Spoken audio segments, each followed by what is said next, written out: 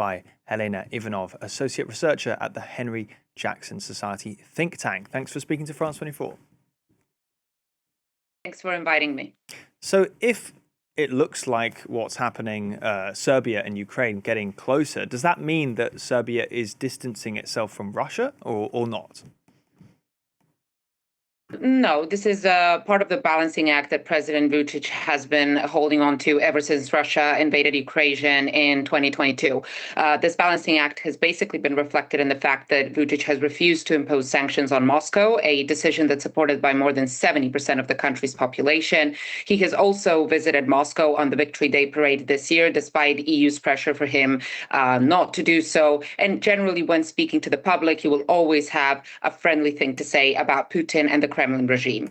At the same time, Serbia remains committed to joining the EU, continues to keep its candidate status, and whenever necessary, Vucic is willing to make moves that may not be very thrilling for Putin, but would nevertheless work to strengthen his balancing act. So, for example, inviting President Zelensky to visit. But to expect that this visit could result in Belgrade cutting ties with Moscow, or to expect that this visit could result in Serbia imposing sanctions on Russia would be very, very unrealistic. From 2022 onwards, pressure on Vucic has been exceptionally strong to impose sanctions on Russia. In 22, Serbia has seen historic amount of European politicians coming to Serbia to ask Vucic to impose sanctions on Russia, yet that has not happened. So there are no real reasons to believe that Zelensky may be the one to convince Vucic to sanction Putin for what he's doing in Ukraine. Does that mean that President Vladimir Putin in Russia is likely to kind of turn a blind eye to these kind of meet and greets between the two presidents of Serbia and Ukraine? Very likely, because that's exactly what President Putin did every time in the past when Vucic had to get a little bit more closer to the EU politicians or United States politicians. In general, part of the reason why this balancing act works as well is because both Western and Eastern partners, and here I mean China and Russia, are always willing to turn a blind eye when Vucic is tipping a little bit more on the other side. And I expect that's exactly what President Putin is going to do in this situation as well. So how important is Serbia in terms of the regional dynamic? Does Ukraine really need it for its aid? What kind of aid has it given in the past? What's this visit about today? I think this visit is definitely Zelensky trying to generally get as much support as he needs. In terms of Serbia in particular, Serbia has been voting for all UN resolutions on Ukraine. So politically speaking, there has been some sort of support of Ukraine. I believe Zelensky hopes this is going to continue. The second part is going to be about economic cooperation. And in the past, Vucic has been giving a lot of humanitarian aid to Ukraine. So again, this is something that I believe Zelensky is hoping will continue going forward. But there are also talks about potential defense cooperation discussions, which again, I think is something that would be very, very important for Zelensky. In addition, there has been a lot of reporting in the past that despite Serbia not imposing sanctions on Russia, Serbia has also been selling weapons to Ukraine. Even though the details of that story still remain unclear, I do think that if any defense cooperation deal could be made between Vucic and Zelensky, that's also something that can go to Zelensky's favor. In terms of Serbia's regional positioning, Serbia is a very important country in the Balkans, has influence over politics of other countries, including, for example, Bosnia. So in that sense, if there was even a theoretical scenario in which Belgrade could sever ties with Moscow, that's something that would overall benefit the region. But again, as I said, I do not think that there is anything that Zelensky could offer at this point which would corner Vucic into imposing sanctions on Moscow, especially because Vucic is currently facing one of the biggest political crises since assuming power due to the protests that began all the way back in 2024. Presidential and parliamentary elections are soon coming. And given the Serbia's mood on Russia, where over 70% are against sanctions, around 50% believe Russia should be Serbia's foreign policy partner, I simply do not see President Vucic making such an unpopular move to cut ties with Moscow at this point.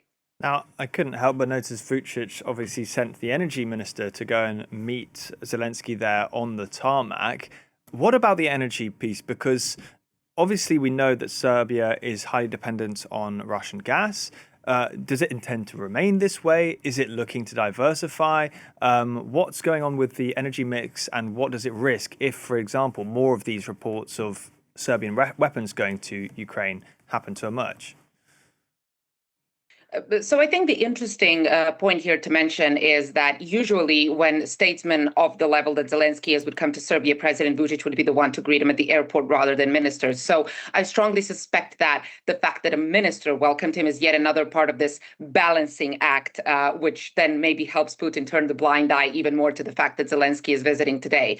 And in terms of the gas industry, that is one of the biggest political challenges as well that Vucic has been faced with recently when the Americans have insisted that the Russian majority-owned NIS, which is the oil industry of Serbia, has to change its ownership structures and that the Russians could no longer be the majority owners. This has reached a point where the Americans have threatened sanctions to Serbia if the ownership structure isn't changed. And a few months back, there was a deal with the Hungarian MOL that they would be buying out the Russians. However, that deal was contingent on Orban winning the elections. And after Orban lost, that deal sort of fell through. However, the American pressure continues. And I think the Americans are recognizing that this is a very unique opportunity that they have to really kick the Russians out from one of the key industries in Serbia, which then limits the real political leverage that Russia has. So this is still an ongoing story, but I do expect that if the Trump administration continues pressuring Serbia, very soon we may see Russians kicked out of the oil industry of Serbia, which then again changes the energy dynamic in the country quite substantially. Now, just to zoom out a bit, Helena, Ivanov. So we've got obviously attacks escalating on both sides between Russia and Ukraine. We've got diplomacy at a standstill. Are countries like Serbia key if we're ever going to have a sort of effective mediation and in terms of what will come next with this war?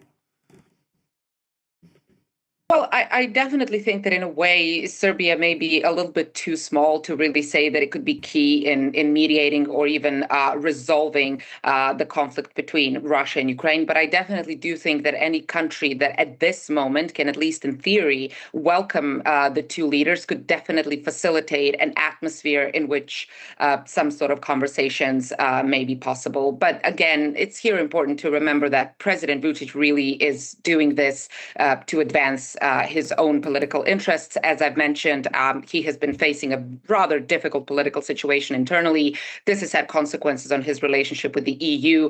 The European Parliament has never been as critical as it's been of Vucic in the last few months, with some of the harshest resolutions passed in Parliament.